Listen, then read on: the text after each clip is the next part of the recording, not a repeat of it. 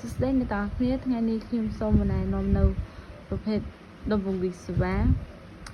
អាចចាប់សេវាបានខ្លាំងពីកន្លែងដែលមានសេវាទៅកន្លែងដែលអត់សេវាហើយវាមាន dual band 2វាមាន 4G និង 5G ហើយវាមាន speed រហូតដល់1200 megabit per second ហើយដំបងវិសវ៉ានេះអ្នកទាំងអស់គ្នាអាចប្រើខ្សែក៏បានអត់ខ្សែក៏បានដែរអ្នកទាំងអស់គ្នា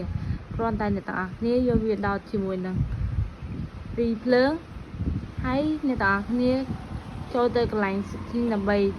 connect ជាមួយនឹងដុំ router មួយទៀតដើម្បីបំបែកវាពីកន្លែងដែលមានសេវាទៅកន្លែងដែលខ្សោយសេវាអញ្ចឹងទៅហើយប្រភេទនេះវាអាចចាប់សេវាបានពី15ម៉ែត្រទៅ20ម៉ែត្រចាហើយនៅមួយទៀតនៅពេលដែលអ្នកទាំងអស់គ្នាចង់ផ្លាស់ប្ដូរទីកន្លែងវាពីជាន់ក្រោមទៅជាន់លើអ្នកទាំងអស់គ្នាគ្រាន់យកវាដោតជាមួយនឹងពីភ្លើងទៅថានៅជាន់លើហ្នឹងវាមានសេវាមួយកាមឬក៏ពីរកាមអីបាទហ្នឹងក៏អ្នកទាំងអស់គ្នាអាចលេងសេវាបានល្អដែរ